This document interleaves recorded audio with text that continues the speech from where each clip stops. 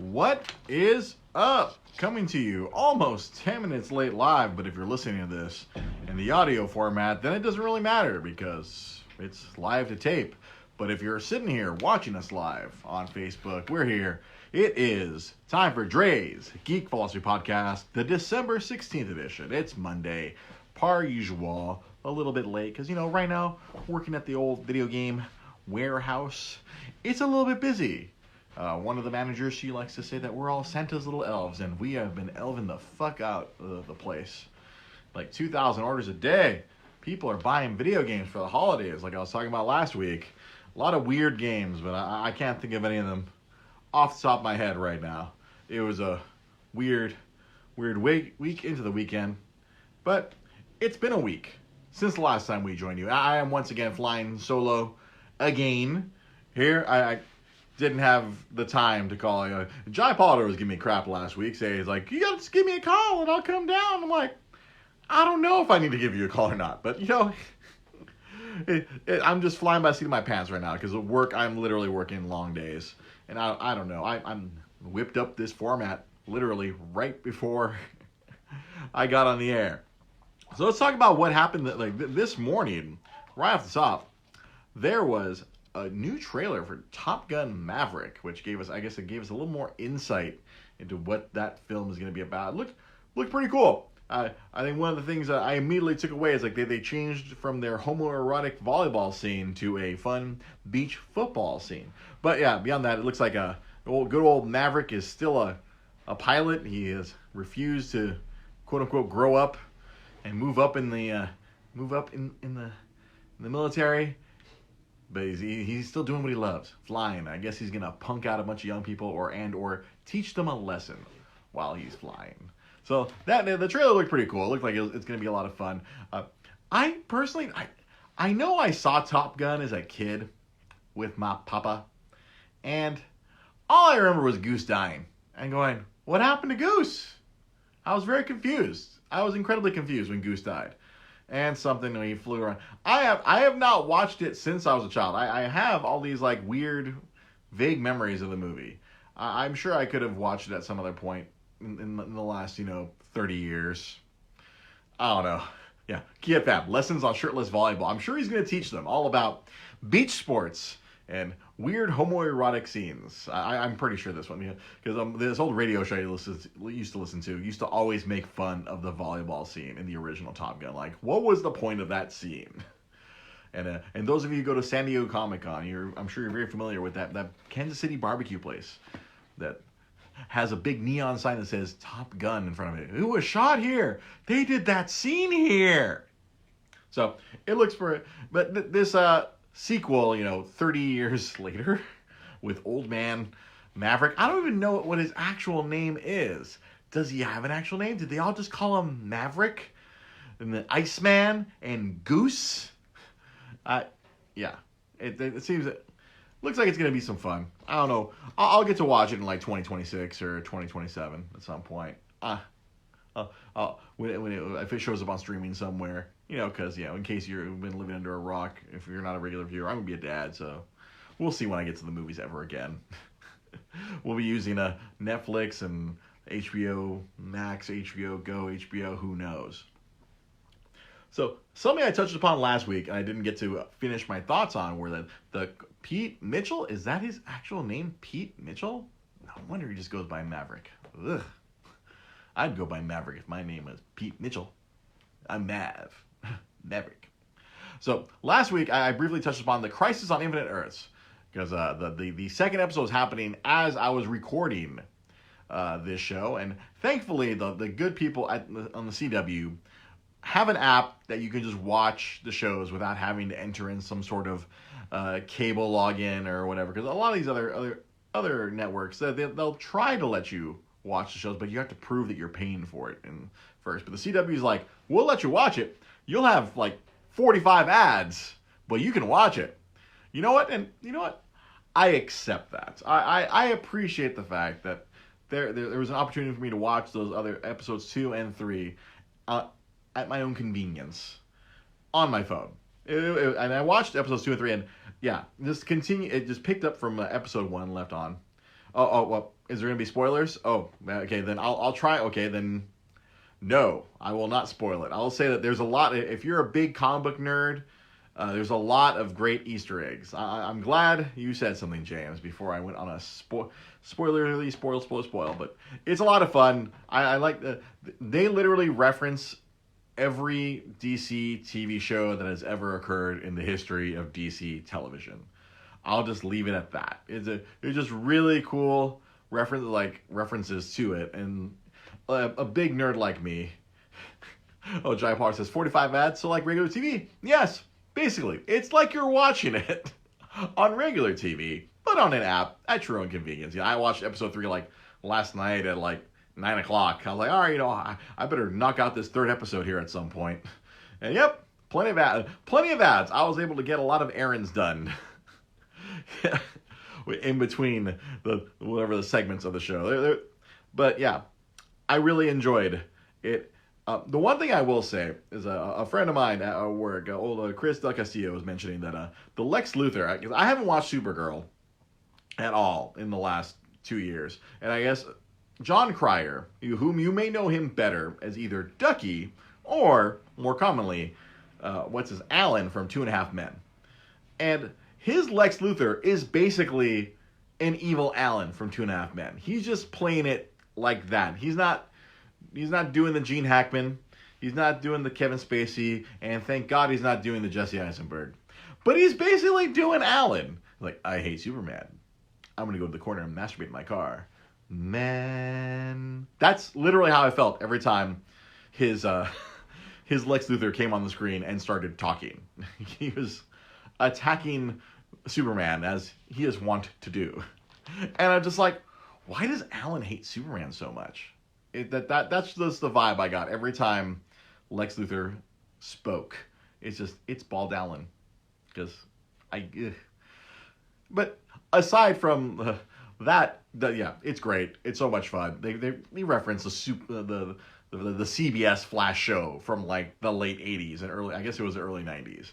They referenced the Birds of Prey show that was on the CW years ago. It's really insane.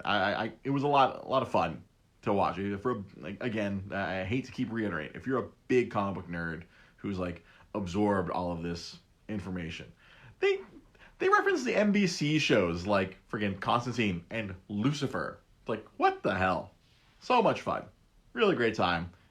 I highly recommend them. Go onto that CW app and watch them at your convenience, and just have some stuff to do during the litany of ads. You're gonna see an ad for Fortnite Season 2 over and over, and then Target's gonna let you know that they're open till 10 p.m. on Christmas Eve. Side note, what the fuck is that about? I was discussing this with my lovely wife last night. As after the 5th time I heard that ad, I turned to my wife. I'm like, Target staying open till 10 p.m. on Christmas Eve? Who is shopping for presents at 9:55 on Christmas Eve? I bet there's a lot of assholes out there who can be shopping for Christmas presents at 9:55. These poor Target employees who are like trapped waiting there, who I'm sure they want to go home to their families. But nope.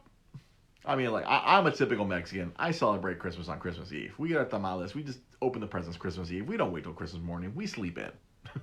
Sleep in on Christmas morning. None of this, wait till Christmas morning to open your shit. Here's your stuff. Open it up. Let's have some food. Be a family. Ta-da. But, like, these poor Target employees. I remember when I worked at Toys R Us way back when, coming close to 20 years ago now. Half my life ago. And, yeah, we were there on Christmas Eve till, like, we were open till like 4 or 5, and we got out at like, we said fuck it. We just like we left the mess. We're like, we're gonna come back freaking the day after Christmas and clean this shit up. It was like we closed at 5 and we were out at 6. We're like, all right, go home to your families, get out of here on Christmas Eve. Closed on Christmas. Like it terrifies me to think like if I wonder if Walmart's just gonna stay open because if Target is less evil than Walmart, does Walmart just not close? Could you just go to any of these 24-hour Walmarts in the vicinity and go do terrible things and buy stuff? And these poor, sad Walmart employees who are just stuck there. on Christmas Day. I feel like I should research this and see if Walmart is open on Christmas, because all these retail places are sinister enough to open now on Thanksgiving. Well, what's to stop them on opening on Christmas? James John, got to get that Turbo Man doll. It's like, oh, that movie bothered me. Jingle All the Way. That really bothered me. It's like, I did not like that movie, even as a child. It seemed really preposterous. The whole gimmick, it's like, G-Saw Mike Kirksey, as a former Walmart guy, our Walmart is open 364 except Christmas. Shocking. I am shocked. But I guess a fundamentalist Christian company like Walmart probably does shut down on Christmas. Scrooge McDuck. Yeah, Scrooge McDuck wants everyone to work on Christmas Day. Yes, the old Scrooge from the Mickey's Christmas Carol. It's nuts. But moving on to something else here. Something that I learned last week. For those of you who have a Nintendo Switch, speaking of the holidays, there's a small game developer called Cubic Games. Apparently they're doing something where you might be a little too late to jump in on the free part, but they're giving away a game every day from like yesterday through Christmas Day. But the catch is you have to be there every day and get the game. Literally before I left work, I downloaded the game. They have this. I don't know if these games are good or not, but my good Nintendo rep buddies Matt and Shannon were promoting this last week, so I jumped on board. If you were on board, I would have talked about this last week if I knew about it. If you managed to pay attention to all these different websites, you can look up this Cubic Games on your Nintendo Switch. They had a freebie that you could download. You can download a coloring book, and then all those, you get that. Ooh, we have a story here on Facebook. Let's see here. Anthony Scott says, he got fired from Toys R Us back in '96 for hitting my manager with a Nerf dart. I thought it was my coworker. All we did was play videos and help customers. Right? Oh, yeah. I got written up when I worked at Toys R Us for playing Madden with a kid, because the kid asked me to play Madden with him because he didn't want to play by himself. And apparently one of the managers was annoyed at that. And I was like, it's a little kid, didn't want to play the game by himself. So I, as the good R-Zone associate I was like, I'll play with you, kid. It's like, I thought I was doing some guest service. I was making the guest experience great for this kid. And then this other manager had me written up. And then that write-up cost me my college reimbursement money, which I was expecting. Because Toys R Us, at least back in the 90s, would pay for your college if you were a good employee of good standing and you got good grades. C's get degrees, people. They would pay for my school. But yeah, I helped out a kid, and I played some Madden with him, and I was written up. Needless to say, I quit that job not long after that. And I'm like, you guys are not paying for my school anymore? Screw you guys. And I got out of there. That was part of the reason why I was still working at that Toys R Us. It was quite annoying. The managers were crappy, but I was putting up with it because I'm like, oh, tuition reimbursement, hell yeah. I remember I used my first tuition reimbursement check to turn around and buy a Game Boy Advance when that came out. It's like, oh, cool, I got my money back from school. I'd like a Game Boy Advance and Fire Pro Wrestling, please. Right? See right there. Lesson learned. Why help customers? You'll just get punished for... no good deed goes unpunished, as the phrase says. See, and Jai Potter, you're familiar with my ability to give good and or bad customer service back in the day. Just... Yeah, Toys R Us.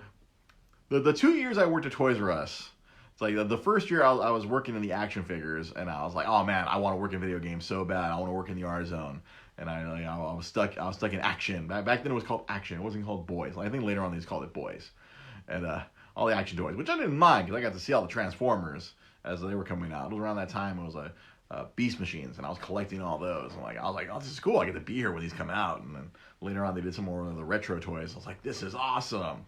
But they eventually, as people were quitting the R-Zone, they eventually, all right, he knows video games. Let's put him in there.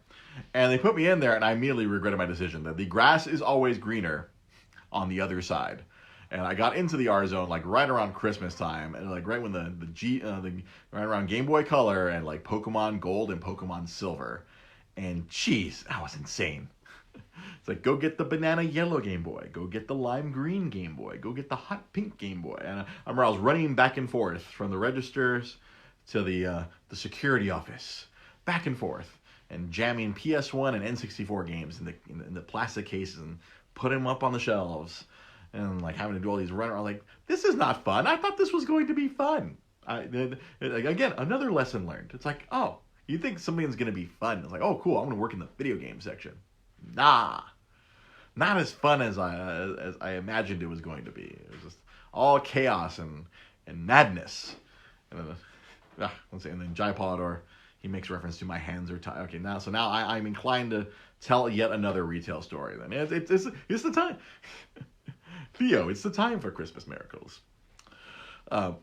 So what Jai Polidor there is referencing, if you're watching this on Facebook Live, if you're not watching this on Facebook Live, you're listening to the audio version. Jai and I worked together at the Gamestop in Montebello, at the Montebello Mall. This was well before customer service surveys and the internet. Well, the internet was around, but people couldn't use the internet to attack you, like on Yelp and stuff. So we kind of reigned supreme there.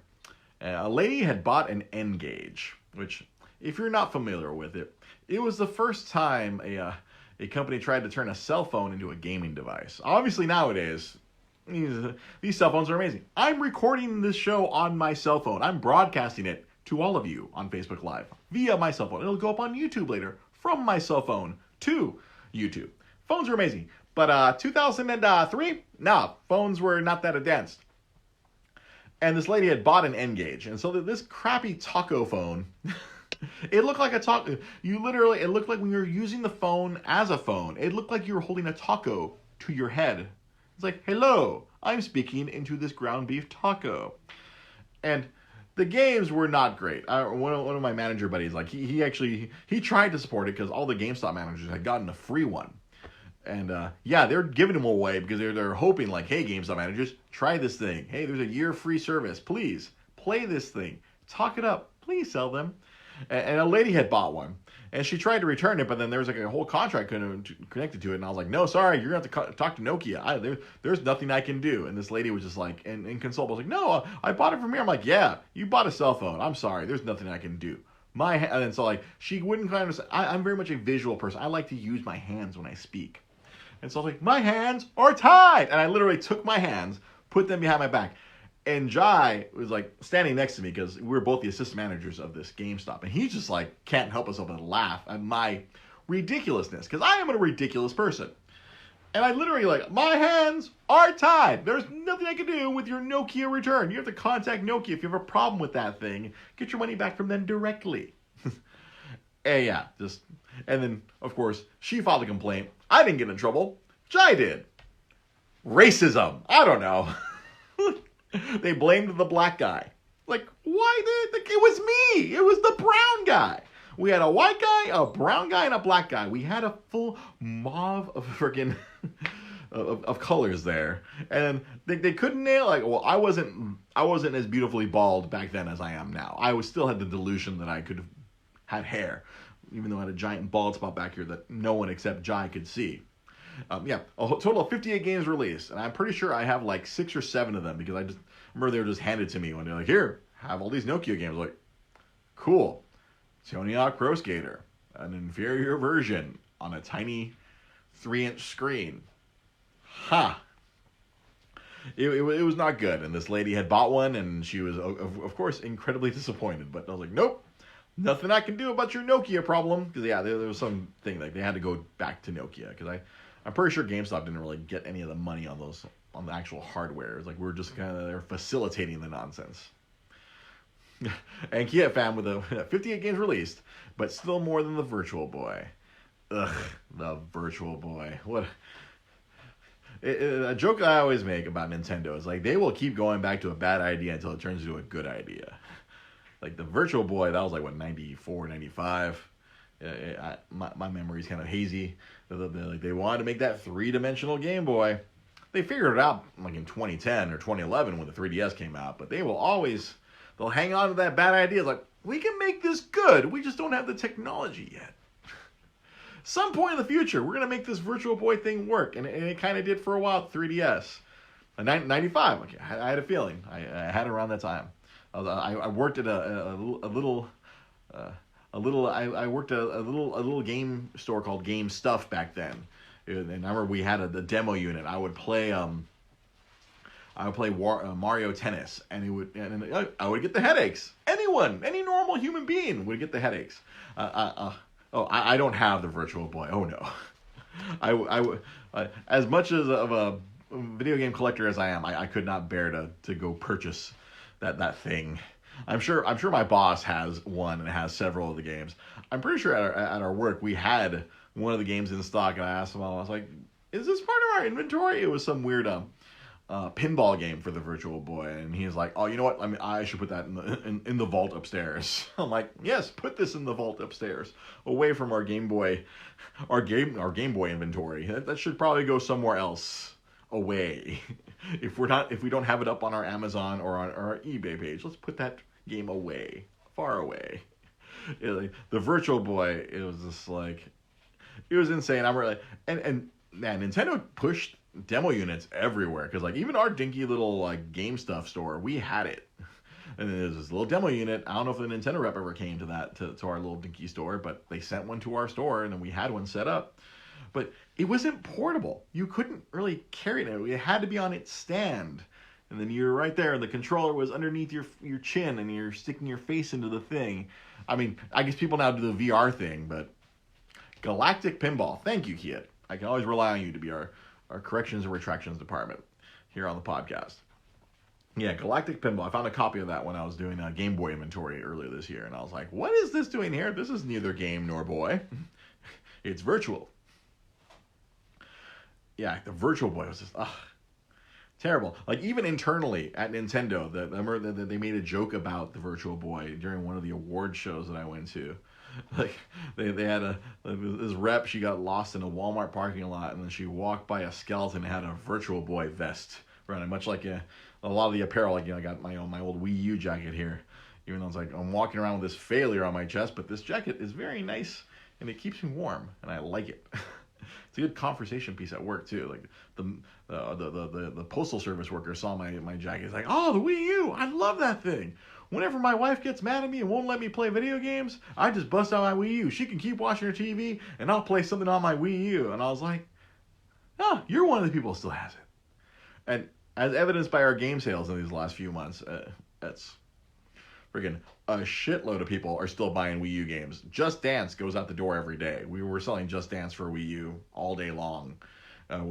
People are still buying Super Mario 3D World. People are buying Legend of Zelda Wind Waker. I mean, they're buying some of the good games. But it was like, where we sell Call of Duty Ghosts for the Wii U. Who's buying that? I don't know. They're still, like, they only sold 48 million of these things. Apparently, there's enough people out there who still have them or are still operating them. Mine is in a box at work right now. Like, I haven't used mine in a very long time. Honestly, I think the last time I used my Wii U was like to play like the Smash Brothers for Wii U. See, right here, Jai says, like, you didn't really get in trouble. Just you just got yelled at. That was like a daily basis for you. Jai, this guy. Like, the biggest bunch of bullshit ever happened to me. No, that's. I could tell another story of some of the bullshit that you laid upon me, sir, but I will take the high road. I will take the high road and not throw you under that bus. Leaving the store. Yeah, working in a video game wholesale warehouse, that's a lot different than working in video game retail. This past week we had like computer malfunctions, so it's just it was pure chaos at the warehouse. Using archaic systems of pulling games. So like I'm trying to pull like 2,000 different games, and it's like, wait, we don't have our nice organized Excel list. We have random lists of chaos. It's like, this is supposed to be all Xbox One games. What's this Switch game doing here? What's this Wii game doing in this list? No, wait, why? I don't understand. Oh. But I'll tell you this. I got in a whole lot of exercise. I think I must have walked 7 total. According to my the pedometer on my phone, I think I was doing 7 miles a day. All like running back and forth. If you want to get a good look of where I work at, go look up videogamewholesale.com, and you'll see a nice big picture of the display area where I got to pull games from. if you're looking to sell video games for retail purposes, check out videogamewholesale.com. I'm the sales manager for that website.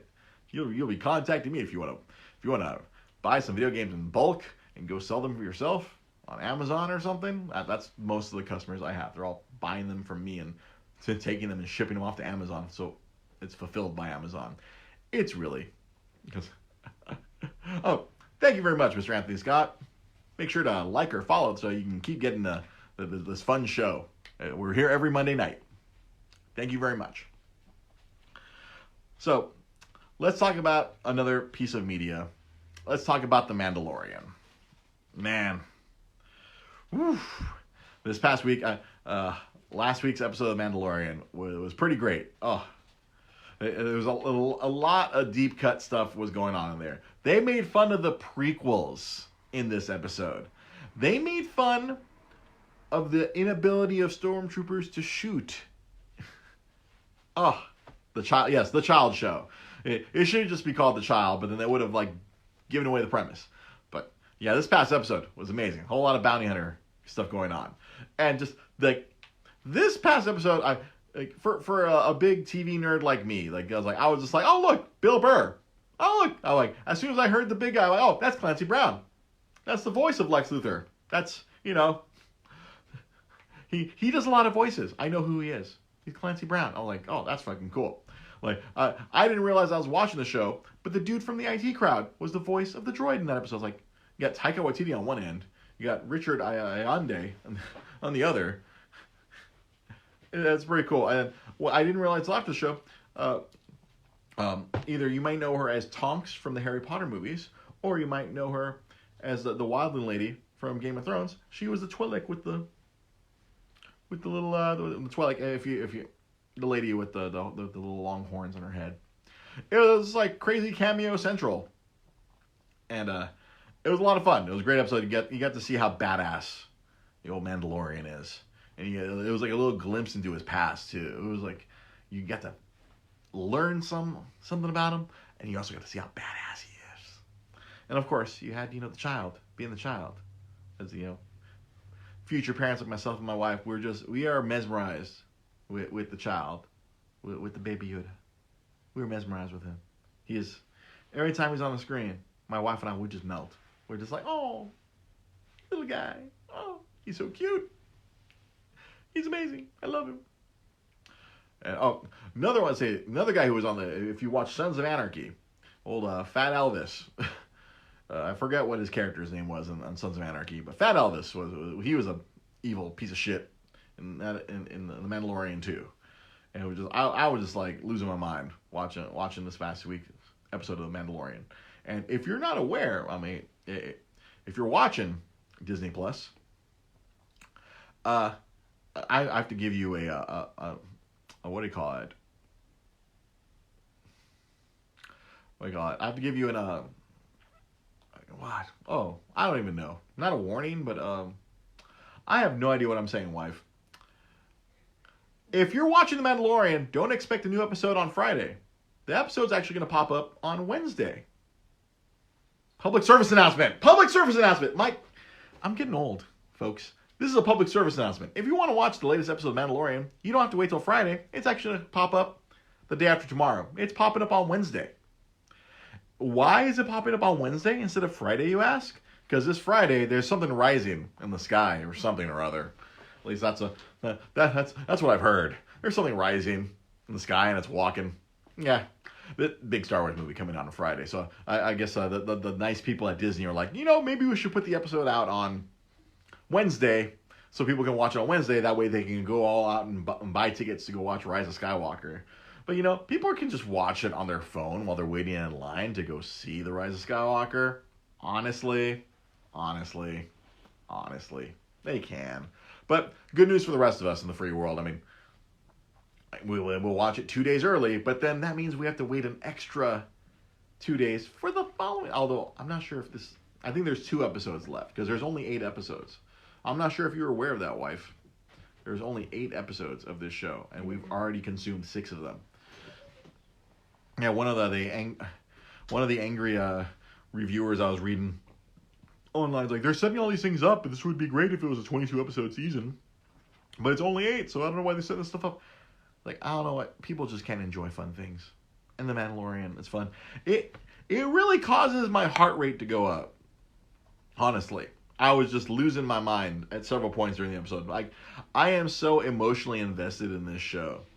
Like, I haven't been this emotionally invested since Breaking Bad. That's how much I'm enjoying this show. It's really good. I love it. I'm so emotionally invested. And of course, I think I'm doubly invested because I'm going to have a kid.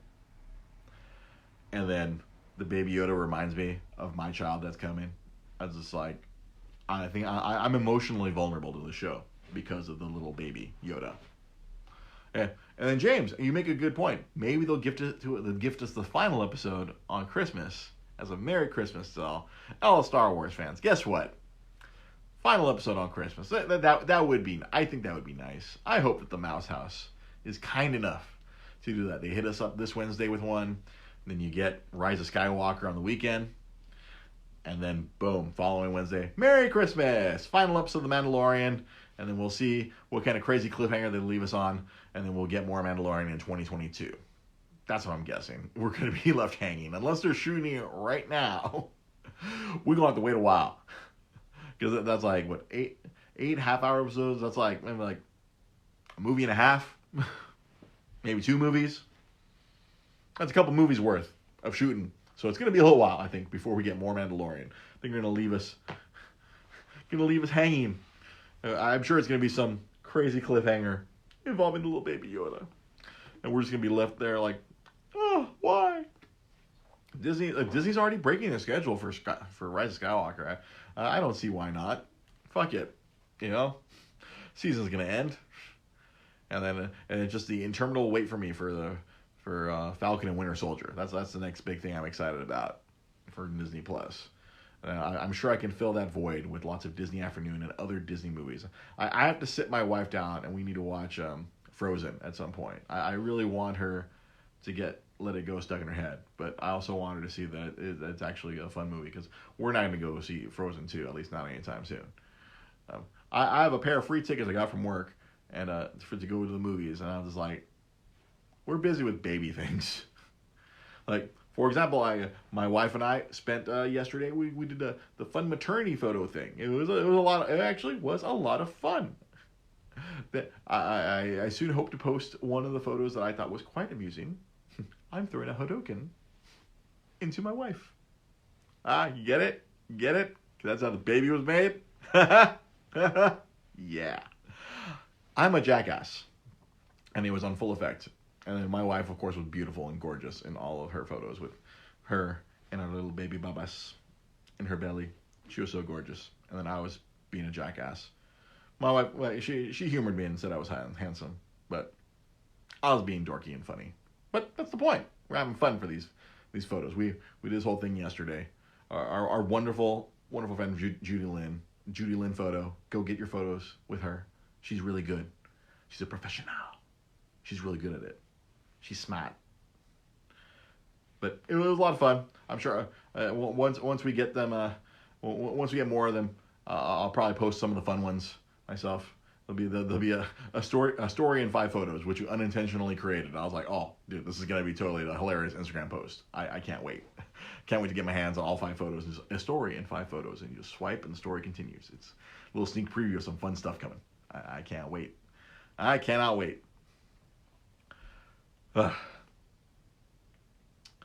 So, my wife suggested a bit of a segment for this week's episode. Games that Dre is playing. Lately, I have been spending my free time playing Legend of Zelda Link Between Worlds on the Nintendo 3DS. I think I mentioned this like a month ago, but I've been putting in 5 to 10 minutes of work into it from day to day. And you know what? That's what I've always liked about the DS and then the 3DS. I can just very easily play games. I should do this more with my Switch because I can do the same thing with my Switch, just put it to sleep. But I have to keep that charged more frequently. I think that requires a little bit more. Like I got to keep that thing like my 3DS. I can leave it alone for a couple of days on standby and it's okay. And I'll catch that red dot, that red light. I'm like, oh shit, I got to plug that in. But it's been really fun Because the thing that's been fun for me is like I last played Zelda: Link Between Worlds. When it came out, I'm sure Kiet Fam will get the correct date on that. I think it was sometime in 2013 or 2014. I think it was 2013. I think I was still at Disney when it came out. I'm not 100% sure. Because I remember I spent most of 2013 playing Fire Emblem Awakening. And I love that game. I put 200 hours into that sucker. That was a lot of fun. That was a lot of my free time was spent on that. Although I think I spent most of 2014 playing Bravely Default, which a sequel or a threequel was announced last week, the Game Awards. Ugh. But yeah, I've been playing Link Between Worlds. 2013. Thank you. I knew it was like somewhere in the fall of 2013. Thank you, Kiet. And yeah, I've been playing that. And like, last time I played it was 6 years ago. And I don't remember everything. It was like the opposite of me fooling around with Link's Awakening. I played a copy of Link's Awakening at work a while back for the Switch, and like literally everything is exactly where I know it from playing Link's Awakening over and over and over on the Game Boy, and later on Game Boy Color, and then later on I think I got the 3DS download of Link's Awakening on my 3DS, and I have that game memorized inside and out. But this Link Between Worlds, I really enjoyed it because it's very much a sequel to A Link to the Past. If you know that personally is my favorite Zelda game, with Link's Awakening like right behind it. No Ocarina of Time in this house. And yeah, Link Between Worlds is like, I don't remember everything, and that sense of discovery, because I think a lot of people like to play games to escape. I like to play games to solve puzzles, and Zelda is every dungeon is a freaking puzzle, and I just like love figuring them out. Like, it's not a Rubik's Cube where it's just a sequence. Like, it's more like, all right, what the fuck do I do? If I hit this thing, does that open that? Do I have to kill all the things in this room to get that door open? Wait, I have to light up that torch and then hit that thing, and then, all right, cool. That's been a lot of fun. I've been trying not to look up stuff on the internet, but I did look up something today because I wanted to get the Master Sword all the way up to its maximum power. So I found 3 of the 4 Master Ores. I'm like, I need 1 more Master Ore, and I can get this motherfucker powerful. And I can kill those bomb-throwing giants who keep pissing me off. And I keep stunning with my boomerang. I'm like, fuck you, giants! I can kill them a lot faster now. And I got the superior Master Sword, or whatever. It's gold now, because it was like silver, and then it was red, and then now it's gold, and it's cutting through fools. And I can go fight the final boss now, if I feel like it. I might wait till the weekend. I'm not going to be trying to do it during my lunch at work. Or I was like, so I'll be fighting the final boss at work. I'll be like, hold on, I got to pause this and go back to pulling games and shit. And, or making eye contact emails to send out to prospects. But the game, just like, I love those top-down old-school Zelda games.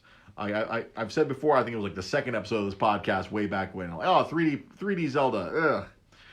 I liked Breath of the Wild. I don't know, I don't think I can dedicate the time necessary for that game.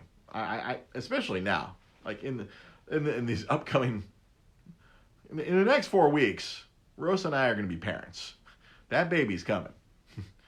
That baby's a bullet train coming here. Between now and January 15th, baby. We'll see if I can keep doing the podcast at that point. We'll find out. We'll cross that bridge when we get to it. But yeah, I don't know if I can, like, because Jai always talks about, oh yeah, Breath of the Wild, 200 of the best hours of your life. I'm like, do I have 200 hours? Like, this Zelda Link Between Worlds, yeah, that's like maybe like 20 hours, and I'm doing it like a 5 to 10 minute chunks at a time. Easy. Not a problem. I can take it out, no problem. But Breath of the Wild, some of these other games, or the games you have to be online, like, I don't know, our good Kiet and I's good buddy Art, I don't know how he was playing Destiny while raising a child. I know he had his child and his baby Bjorn, handing him a controller, and then he would jump in and raid with us or play some PvP. I don't know how he did it. I don't know. I can't see myself doing the baby and the baby Bjorn while trying to play something on my Switch or play something on my PS4. I don't know how that would work. I'm sure there's plenty of dads to do it. I saw an image of some one of our friends' uncles was playing Guitar Hero or Rock Band with the baby and the baby Bjorn. I can do that. I can totally see myself doing that. Come on, little dude. We're going to play some Foo Fighters. But I don't know about sitting there and playing like 3 hours straight. I'm sure I'd have to change at least a diaper, maybe 2. Not sure about that.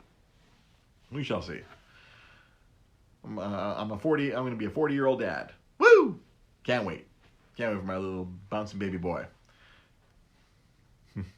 and then, yes, that was Art burping the baby, not fapping. Because you hear that. It's like, hey, Art, what are you doing over there? Burping with your kid. Right. It's like, and Art like half my age. I don't know how he was doing it, but we'll see. We shall see. I don't know how much gaming I'm gonna get in. I have to like sneak in my cell phone games while I'm on the toilet. I think that'll be my gaming time. Unfortunately, it'll be toilet time. Will be gaming time. Like I feel like, is that a thing for older guys? Is that the only time a lot of older dudes can get their gaming in? Like taking a crap. Is that my future? I don't know. But I do know this. We'll be back here next Monday, 8 p.m. Pacific time, for another Dre's Geek Philosophy podcast. Remember, you could always follow the show on Twitter at DreGP Podcast. I am tweeting more frequently now. I am gotten better at the tweeting. Announcing that I'm doing stuff that I'm not doing good at. But reacting to other funny things on Twitter and making funny comments, I'm on top of that. Most definitely. You can also find us on Instagram at DreGP Podcast. Stuff goes up there occasionally. I think after December is done, I'll be able to do a lot better on social media.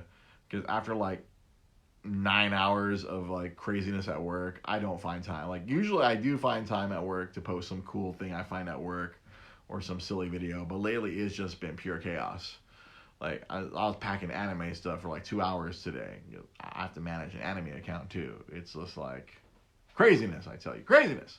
Once Christmas is come and gone, hopefully we'll have more time to dedicate to the YouTube page, which is 2 episodes behind. And after this, our YouTube page is 3 episodes behind, which I hopefully will try to remedy tomorrow during my lunch and get at least the episode from 2 weeks ago up onto our YouTube page. Help. This whole thing is out of control. You can also support the show. If you want to help me out, especially since I'm going to be a dad, please go to our patreon.com/DreGP Podcast. Or if you don't want to do that, we also have our Etsy store, etsy.com/shop/DreGP Podcast. They have a lot of fun 8-bit art there that you can purchase. Thank you for watching.